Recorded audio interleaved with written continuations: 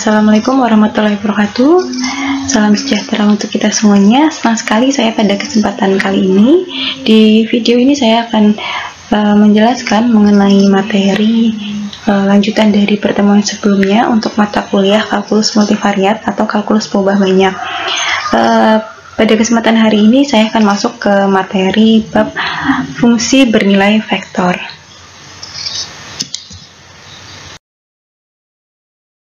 Oke, di bab ini ada beberapa submateri yang akan kita bahas. Yang pertama ada fungsi bernilai vektor, kemudian ada limit, turunan parsial, kemudian ada aljabar fungsi, serta fungsi komposisi. Kemudian ada teorema fungsi implisit, inverse, dan koordinat. Selanjutnya ada nanti masalah ekstrim bersyarat menggunakan metode Lagrange. Nah, pada video kali ini saya akan membahas submateri dari yang pertama sampai yang ketiga ya, jadi nanti untuk di video selanjutnya akan dibahas submateri yang keempat dan kelima. Oke, untuk terlebih dahulu apa sih fungsi bernilai vektor ya. Nah, telah kita ketahui bersama bahwa fungsi itu merupakan suatu pemetaan ya, atau relasi. Nah, di sini misalkan kita punya Rn ya di daerah domainnya ya. Nah, ini di sini kita punya daerah domainnya di sini, domainnya ya. Kemudian kita ada di kodomainnya ada di ruang Rm ya. Nah, di sini ada aturan pengaitan ya, aturan pengaitan pemetaan ya berupa fungsi ya, misalkan di sini fungsi f ya. Nah, kita juga tahu bersama bahwa vektor itu merupakan besaran yang memiliki arah ya. Jadi di sini nantinya vektor tersebut bisa dituliskan sebagai A1, A2, A3 atau dalam bentuk seperti ini ya, A1I, A2J, dan A3K. Jadi ini menunjukkan arah I, J, dan K ya. Nah, untuk fungsi bernilai vektor itu sendiri ya, artinya kita ini di kodomainnya ya, fungsi bernilai vektor itu sendiri kita mengaitkan ya, ada aturan relasi atau pemetaan di sini dari Rn ke Rm ya. Jadi di ruang misalkan di sini ruang R2 ya dipetakan ke R3 misalkan ya. Nah, seperti itu nanti fungsi tersebut ya akan dituliskan seperti ini, fungsi bernilai vektor ya. Jadi masing-masing yang di arah IJK-nya itu berupa fungsi, ada F1, F2, dan F3 ya. Nah, masing-masing dari fungsinya ini ada F1, F2, kemudian ada F3 ya, itu disebut sebagai fungsi komponen ya. Jadi nanti di sini masing-masing dari fungsi ya di penulisan fungsi bernilai vektornya nanti disebut sebagai fungsi komponen ya, bisa 2 ya ataupun 3 ya. Ini kalau di R3 berarti 3 ya. Nah, untuk lebih mengetahui ya dan memahami tentang fungsi bernilai vektor itu sendiri, kenapa sih kita belajar itu gitu ya.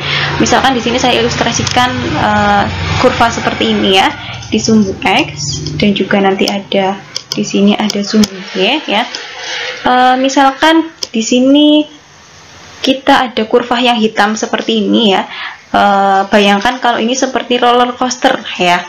Mungkin teman-teman mahasiswa di sini sudah pernah merasakan ya, ataupun setidaknya melihat ya bagaimana roller coaster itu bergerak ya sesuai dengan lintasannya.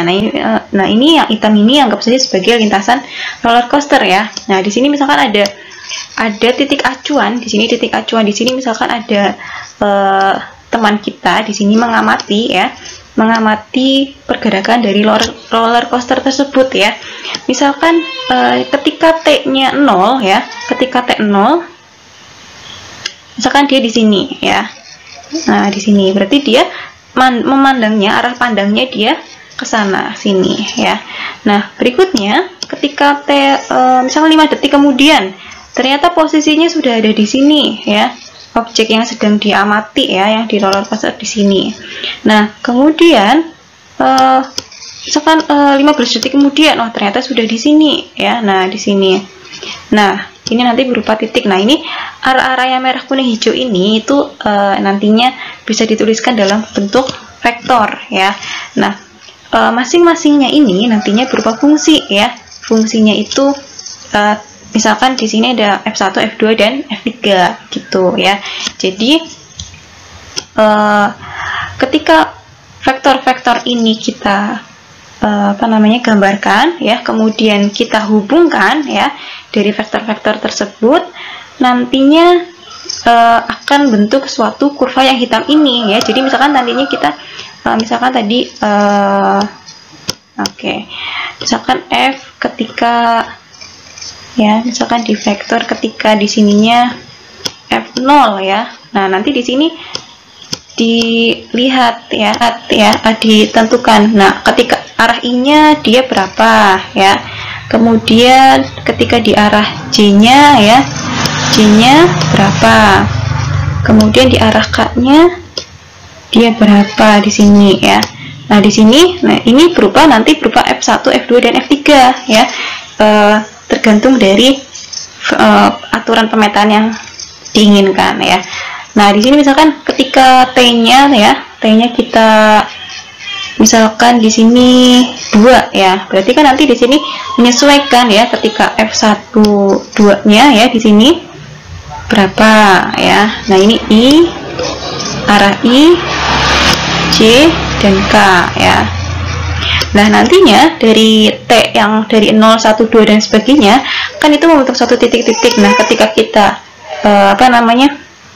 hitung lebih dekat ya jarak antar T-nya, nantinya akan membentuk kurva yang hitam ini ya, seperti itu. Jadi Ft ini merupakan fungsi yang bernilai vektor ya. Jadi si pengamat dari titik acuan ini dia bisa melihat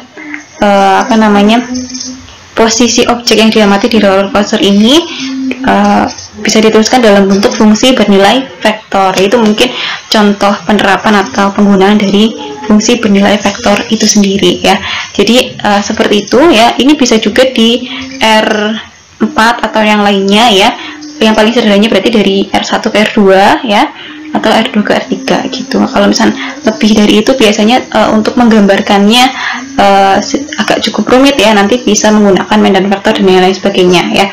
Tapi untuk kali ini kita bisa fokus terlebih dahulu ke pemetaan fungsi ke R3 ya. Nah, ini salah satu contohnya ya. Di sini misalkan saya punya Y, di mana Y ini merupakan fungsi bernilai vektor. Saya tuliskan vektor seperti ini ya. Saya biasanya kalau vektor itu di atas itu ada tanda seperti ini ya. Kemudian di sininya ada fungsi komponennya, ada F1, F2, F3. Lah, ini berarti kan ada 2 tuple ya. Berarti di sini dari R2 ke ini ada 1, 2, 3, berarti ada ke R3 di sini ya. Nah, ini untuk menentukan daerah definisi fungsi ya, kita bisa menentukan daerah terbesar di Rn sehingga M fungsi komponen mempunyai arti ya. Umumnya menggunakan irisan daerah definisi M fungsi komponen ya. Nah, sebagai contoh misalkan saya punya fungsi vektor seperti ini ya, ada 2 ya, dari R2 ke R2.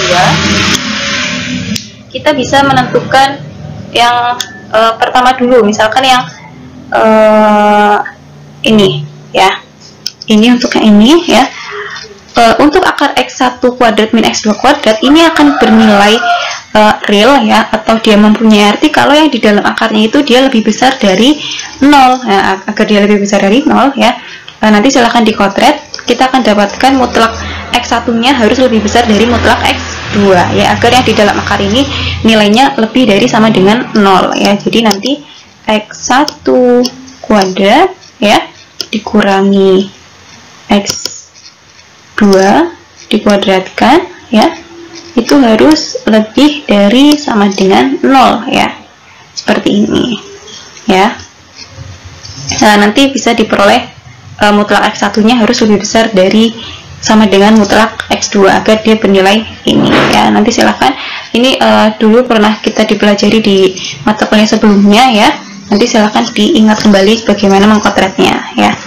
Nah, untuk DF2-nya berarti yang satunya ya, artinya ini ada pembilang dan penyebut ya, agar fungsi tersebut mempunyai terdefinisi dengan baik. Artinya nanti yang penyebutnya itu tidak boleh sama dengan 0 ya. Berarti X1 dan X2-nya tidak boleh sama dengan 0 ya di sini. Oke, tidak boleh sama dengan 0. Artinya apa? X1-nya ya tidak boleh sama dengan X2 ya, sehingga di sini domain dari fungsi yang keduanya, F2-nya itu ini ya.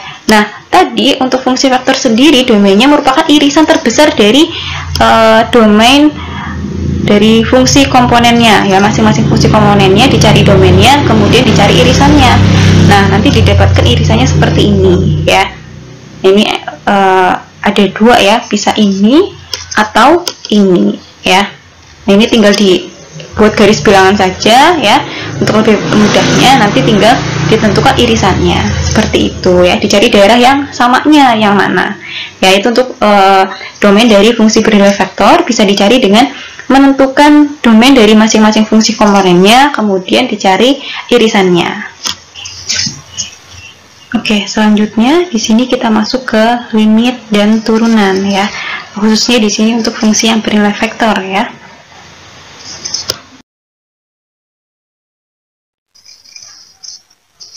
Nah, untuk limit fungsi di sini pada dasarnya konsepnya sama dengan limit fungsi untuk yang sebelumnya kita pernah bahas di mata kuliah yang lalu ya, di kalkulus. Nah, di sini mungkin bisa saya sampaikan bahwa limit fungsi di fungsi bernilai vektor itu sendiri ya. Misalkan di sini kita punya f ya, fungsi yang memetakan dari Rn ke Rm ya, dan ini fungsi tersebut bernilai vektor. Kemudian misalkan ada titik ya, A titik limit daerah definisi fungsi f ya. Kemudian artinya ya di sini limit x mendekati A dari fx itu akan bernilai L. L-nya ini bisa L1 sampai Lm ya. Untuk setiap epsilon lebih dari 0 ada bilangan delta yang lebih dari 0, sehingga untuk setiap x di daerah definisi fungsi D yang memenuhi ini ya, jarak norm ya, ini norm dari x min A itu kurang dari 0 ya. Kemudian memenuhi juga yang ini ya, norm dari fx min L nya itu kurang dari epsilon ya. Ini sebenarnya konsepnya sama ya seperti fungsi pada fungsi yang bukan bernilai vektor ya. Nah, itu ya, jadi tetap ada epsilon deltanya. Jadi ini untuk pendefinisian limit fungsi secara formal ya. Nah, di sini kita bisa tuliskan bahwa limit dari x menuju A dari fx seperti ini ya. X-nya menuju A1 sampai FAN ya. Kemudian di sini ada fungsinya, ada F1 sampai Fm. Jadi ada M komponen, M fungsi komponen maksud saya ya. Nah, dengan PAN ya. Nah, berikutnya di sini ada limit fungsi vektor dan limit fungsi komponennya ya. Jadi misalkan kita punya fungsi fx ya bernilai vektor di Rm dengan n variabel dan A titik limit dari daerah definisi f ya. Kemudian ya ini limit fx-nya x mendekati A-nya, ini berarti x dan A-nya itu berupa vektor ya.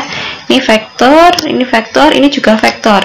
Nanti limitnya juga berupa vektor juga di sini ya. Nah, itu hanya jika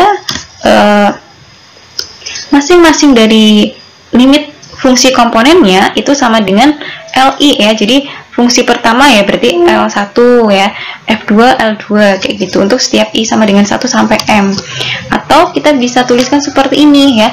Ketika kita menghitung limit fungsi dari fungsi bernilai vektor ini, kita sama saja menghitung masing-masing fungsi komponennya ya. Jadi idenya di sini untuk menyelesaikan fungsi bernilai vektor, kita bisa menghitung ya atau menyelesaikan limit fungsi dari masing-masing fungsi komponennya ya. Nah, contohnya seperti ini. Misalkan saya punya limit xy mendekati 0,0. Di sini ada sin xy per xy, dan yang fungsi komponen keduanya di sini ada xy per akar x1 kuadrat ditambah x2 kuadrat ya. Jadi di sini ada dua fungsi komponen, ada f1 ya. Dan juga misalkan di sini ada f2. Jadi di sini ada dua fungsi komponen ya. Nah, untuk mencari limitnya, kita bisa mencari limit masing-masing fungsi komponennya. Misalkan kita dimulai dari f1 ya, berarti di sini mencari limit xy mendekati 0,0 dari sin xy per xy sama dengan 1 ya. Nah, ini untuk aturan menghitung limit ya. Saya harap kalian masih mengingat apa yang sudah kita pelajari sebelumnya tentang konsep dari limit ya. Jadi tetap kita gunakan konsep limit yang telah kita pelajari untuk menghitung limit di fungsi bernilai vektor ini, karena kita menghitung limitnya itu di setiap fungsi komponennya. Nah, ini kan sama seperti yang sudah kita pelajari sebelumnya ya. Nah, ini di sini sin xy per xy ya, ada sifat limit tertentu ya yang telah kita ketahui bersama. Kalau ada bentuknya seperti di sini ya, ini xy ini sama ya, itu nanti hasilnya sama dengan 1 ya. Nah, berikutnya untuk fungsi komponen yang kedua ya, di sini xy per x1 kuadrat ditambah x2 kuadrat, ini hasilnya nanti akan 0 ya, ketika x0 dan xy-nya itu mendekati 0 ya. Nah, ini coba nanti diingat lagi gimana ya cara ngitung limit gitu ya. Nah, ini silahkan coba diingat kembali bagaimana menghitung limit ketika ininya 0 per 0 ya, seperti itu. Nah, dari sini kita bisa tuliskan hasil limitnya ya, hasil limitnya dari fungsi vektor yang awal ya, yang terdiri dari dua fungsi komponen. Berarti kita tinggal gabungan saja hasil limitnya tadi yang masing-masing jadi 1,0, urutannya sesuai ya, ini 1 ya, ini 0, seperti itu ya. Jadi sama saja kita menghitung limit setiap fungsi komponennya. Nah, kalau ada 3 fungsi komponen berarti kita hitung 3 limit masing-masingnya gitu ya. Oke, setelah kita bicara tentang limit ya, kita masuk ke turunan. Nah, di sini ada turunan fungsi bernilai vektor di Rm dengan n variabel ya. Jadi turunan parsial yang sudah kita pelajari di materi sebelumnya ya, itu sama dengan turunan parsial yang akan kita bahas di turunan fungsi bernilai vektor ini ya.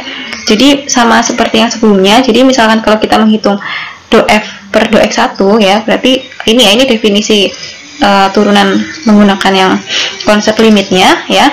Ini sama saja kita menghitung masing-masing fungsi komponennya ya, diturunkan terhadap variabel yang kita kehendaki ya. Misalkan do f per do x1 ya. Nah, sedangkan f-nya sendiri ini terdiri dari satu lebih fungsi komponen.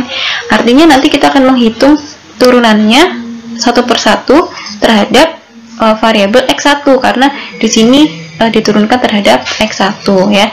Kalau ada n variabel berarti di sini sampai do fn per do x1 ya. Nah, ini bisa dituliskan mendatar atau menurun seperti ini ke bawah, vertikal dan horizontal ya, sama saja.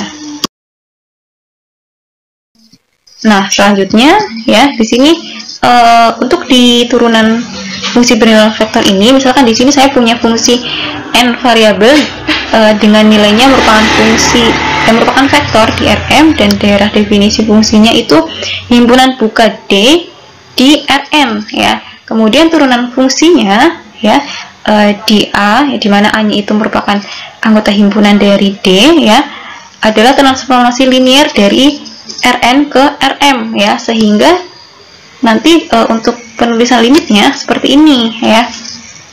Nah, ini untuk turunan ya, definisi limitnya seperti ini menggunakan nom ya. Kalau misalkan sebelumnya mungkin kita menggunakannya harga mutlak ya. Nah, kalau di sini nom ya, jarak dari fungsi yang dituliskan di situ gitu ya. Nah, berikutnya di sini ya, ini nom tadi, sehingga di sini dfa atau f aksennya itu sama dengan L ya. Sedangkan nilainya itu dituliskan seperti ini ya, f aksen delta X-nya sama dengan L delta X sama dengan DFA delta X ya. Nah, di sini nilai transformasi linear di delta X disebut sebagai diferensial fungsi f ya. Ya, di sini saya punya suatu fungsi ya, fungsi fxy, 2xy dan x kuadrat tambah y kuadrat. Berarti di sini ada berapa fungsi komponen coba? Ya, betul. Di sini ada 2 fungsi komponen ya, ada 1, 2 di sini. Nah, berikutnya karena fungsi komponennya ini mempunyai turunan ya, coba dilihat di sini ya. Ini sudah sering kita lihat ya, kalau bentuknya seperti ini itu mempunyai turunan ya, sehingga fungsi yang bernilai faktor ini juga mempunyai turunan ya. Nah, di sini kita turunan fungsi f di titik a, b adalah bagian linear terhadap delta x, delta y ya, dari bentuk ini ya. Jadi f a ditambah delta x dan b ditambah delta y dikurangi f ab ya, ditulis seperti ini. Ini dimasukkan ke fungsinya ya. Fungsinya kan f-nya kan ini ya, ini dianggap sebagai x ya. Ya, ini kita y, kita bisa tuliskan ya ke dalam bentuk yang fungsi faktor awal. Berarti kan ini 2xy, berarti 2 kali x y ya, yang tadi ya. Kemudian yang ini x kuadrat tambah y kuadrat, berarti x kuadrat ditambah y kuadrat.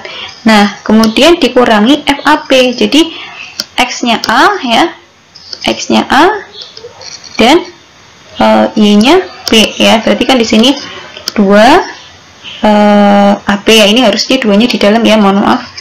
2AB ini 2AB A kuadrat ditambah B kuadrat. Nah, dari sini kita, kalian nanti bisa disederhanakan ya menjadi bentuknya seperti ini, hanya operasi aljabar biasa ya, bentuknya seperti itu.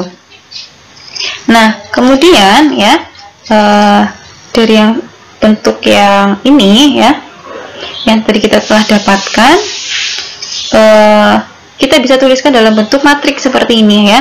Yang ini dan ini kita dapat tuliskan dalam bentuk matriks ya. Untuk ngeceknya kita bisa kalikan, misalkan 2B kali delta X ini ya, kemudian ditambah 2A kali delta Y ini ya. Kemudian yang berikutnya 2A kali delta X ini, kemudian 2B kali delta Y, dijumlahkan hasilnya ini ya. Jadi hasil yang kita peroleh tadi kita tuliskan dalam bentuk matriks seperti ini ya. Nah, berikutnya ya, di sini untuk matriks penyajian transformasi linearnya seperti ini ya. Jadi ini disebut sebagai matriks transformasi linearnya ya. Ini seperti itu ya. Berikutnya, nah, sementara untuk diferensial f-nya, nah ini ya diferensial f-nya, yang delta x tadi kita tuliskan sebagai dx dy ya. Jadi seperti itu ya. Kemudian secara umum matriks transformasi sebagai terhadap basis standar ya, turunan fungsinya itu seperti ini ya. Ya, jadi kalau kita punya fungsi ini, kemudian matriks transformasi terhadap basis standar ya, turunan fungsi ini kita bisa tuliskan seperti ini. Kalau ada 3 fungsi, berarti diturunkannya fungsinya ada 3 kali ya, ada 3 kali tergantung dari jumlah variabelnya ya, x1, x2 dan seterusnya sampai xn ya. Ini berarti yang pertama ini turunan fungsi pertama terhadap x1 sampai xn, yang baris kedua turunan parsial ya, fungsi kedua terhadap x1 sampai xn ya. Berikutnya turunan parsial dari fungsi komponen yang ke m ya terhadap x1 sampai xn ya di sini. Nah, matriks ini biasanya disebut sebagai matriks Jacobi ya. Nah, ini untuk matriks Jacobi ini banyak sekali penggunaannya ya, salah satunya di sistem dinamik juga bisa menggunakan matriks Jacobi ya. Nah, seperti itu. Berikutnya di sini ada aljabar fungsi beserta fungsi komposisinya ya. Yang pertama ada operasi untuk fungsi ya, seperti halnya operasi pada umumnya ya, tambah kurang kali bagi. Nah, di sini misalkan kita punya f dan g, 2 fungsi n variabel dan nilainya Rm ya. Jumlah fungsinya itu bisa didefinisikan seperti ini. Jadi masing-masing komponennya bisa dijumlahkan ya. Ini kalau vektor seperti itu ya. Jadi masing-masing komponennya bisa dijumlahkan. Nah, kemudian bagaimana kalau dikalikan dengan skalar ya? Skalarnya C. Ya, berarti masing-masing fungsi komponennya dikalikan dengan nilai skalar tersebut ya. Bisa dituliskan seperti ini. Nah, ini kalau hasil kali skalarnya itu biasanya pakai dot ya. Di sini f dot g itu perkalian dari masing-masing fungsi komponennya. Seperti ini dituliskan ya. Ya, untuk M yang sama dengan 3, di sini kita bisa tentukan hasil kali vektornya. Biasanya pakai silang atau cross ke sini ya. F cross G, nanti bisa kita menghitung determinan ya dari ini ya, matriks IJK, dan ini komponen fungsi dari fungsi komponen dari F dan G ya, F1, F2, F3, G1, G2, dan G3 ya. Nanti dicari determinannya. Ini saya tuliskan hasil akhirnya seperti ini. Nanti silakan bisa digunakan ya untuk menghitung hasil kali vektor dari dua fungsi bernilai vektor ya. Nah, ini contohnya saya punya dua fungsi F dan G, masing-masing ada 3 fungsi komponen ya. Misalkan kalau dijumlahkan ya, ini kalau dijumlahkan ya artinya apa? Berarti yang ini dijumlahkan dengan yang ini ya, jadi yang setempat, yang atas dengan yang atas berarti hasilnya ini, kemudian yang tengah hasilnya ini, yang paling bawah hasilnya ini, tinggal dijumlahkan saja ya. Nah, berikutnya dikalikan dengan skalar. Skalarnya di sini 2, berarti masing-masing komponen dari F itu kalikan dengan 2, berarti 2x kuadrat, 2 kali 3 6 ya di sini, kemudian z kuadrat jadi 2z kuadrat ya. Ini untuk perkalian skalar. Nah, berikutnya di sini untuk hasil kali skalarnya ya, berarti masing-masing komponen kita kalikan. X kuadrat dikalikan sin x y z ini ya. Kemudian 3xy kali cosnya ini ya. Kemudian yang paling akhir z kuadrat kali sin x kuadrat y z. Nah, ini penulisannya bisa secara vertikal maupun horizontal ya. Tidak ada yang keliru di sini ya. Jadi sama saja. Nah, berikutnya kan tadi saya menjelaskan ada hasil kali skalar ya. Untuk misalkan di sini ada 3 ya M-nya di R3. Jadi kita bisa hitung F cross G-nya ya. Coba ini nanti buat latihan kalian bagaimana menghitung F cross G, yaitu hasil kali vektornya ya. Mohon maaf, ini hasil kali vektornya ya. Nanti ini menghitung determinan yang tadi matriks yang ada IJK-nya, dan ini fungsi komponennya ya.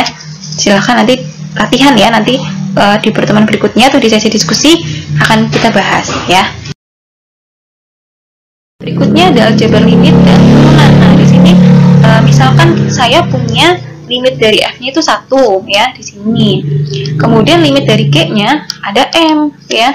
Nah, ketika saya menjumlahkan limit, kita menghitung limit dari jumlahan F dan G, sama saja kita menghitung hasil limitnya masing-masing, 1 ditambah M ya. Begitu juga dengan perkalian. Kalau kita menghitung limit F kali G, sama saja hasil limitnya masing-masing kita kalikan seperti ini ya. Itu sifat seperti ini sudah sering kita temui ketika kita belajar limit ya, baik itu di fungsi satu variabel atau lebih ya. Nah, di sini misalkan kita punya dua fungsi vektor ya, F dan G, kemudian dia punya turunan di A, kemudian fungsi F dan G-nya mempunyai turunan di A dan nilainya seperti ini ya. Jadi kalau tadi kan limit ya, kalau ini turunan. Kalau kita menghitung turunan ya, jumlahan dari F dan G itu sama saja kita menghitung turunannya F ditambah turunannya G ya. Jadi menghitung turunannya masing-masing baru dijumlahkan, itu bisa ya. Kemudian di sini perhatikan bahwa operasi yang terlibat pada jumlah turunan adalah operasi matriks ya. Demikian pula untuk sebarang bilangan real ya, fungsi CF mempunyai turunan di A ya. Nah, di sini kalau tadi skalar, kalau tadi jumlahan, kalau sekarang perkalian skalar ya, sama saja menghitung turunan fungsinya masing-masing baru dikalikan dengan skalarnya ya. Sedangkan kalau misalkan M-nya 3 ya, di sini kita untuk menghitung turunan dari hasil kali vektornya, sama saja kita menghitung ini turunannya turunannya F dikali silang dengan G-nya, kemudian ditambah dengan hasil kali silang dari F dan turunan dari G-nya ya, seperti itu. Ini nanti silahkan bisa digunakan sifat aljabar pada limit dan turunan ini ya. Misalkan saya punya contoh soal ya, di sini saya punya fungsi F dan G. Kemudian kita diminta untuk menghitung turunan dari jumlahan fungsi bernilai vektor f dan g ya. Ini sama saja kita menghitung turunannya masing-masing terlebih dahulu, baru dijumlahkan ya. Kalau mau jumlahkan dulu baru diturunkan juga boleh, sama saja ya. Jadi ini kita jumlahkan masing-masing ya. Jadi kita hitung turunannya masing-masing, f-nya berarti turunan dari f ini ya. Nah, ini terhadap xy. Nah, ini karena tadi ini dua variabel ya. Sebelumnya kita sudah bahas yang namanya turunan parsial ya. Jadi di sini kita bentuk seperti matriks ya. Di sini matriks 2x2, dan ini merupakan matriks Jacobi ya. Karena ini turunan dari fungsi yang bernilai vektor, ada dua fungsi di sini diturunkan terhadap x dan y ya. Kalau yang di atas diturunkan terhadap x, dari x dan y, yang ini berarti x dan y. Hanya saja yang ini turunan dari fungsi komponen yang pertama, ini fungsi komponen yang kedua ya. Jadi misalkan ini ya, yang 2x berarti dari f1 ya, ini f1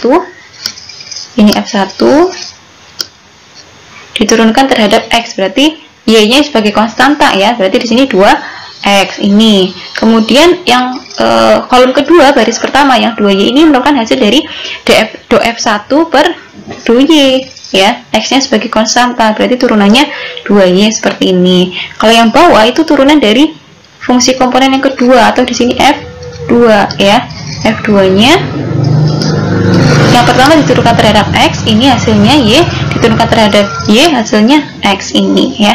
Begitu juga halnya dengan fungsi gy ya.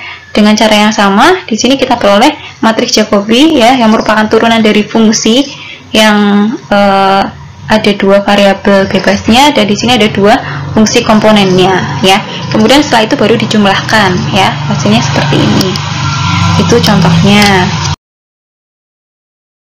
Nah, kemudian ada yang namanya fungsi komposisi dan aturan rantai ya. Sebelumnya mungkin sekalian sudah pernah ya, atau belajar juga tentang fungsi komposisi ya. Di fungsi bernilai vektor pun juga ada yang namanya fungsi komposisi ya. Di sini biasanya dituliskan sebagai f bundaran g ya. Di sini ada lingkaran kecil. Itu artinya apa? Si g-nya ini sendiri sebagai domain dari fungsi f tersebut ya. Jadi f-nya itu nanti inputannya dari gst ya. Seperti itu. Nah, ini turunannya pun juga demikian ya.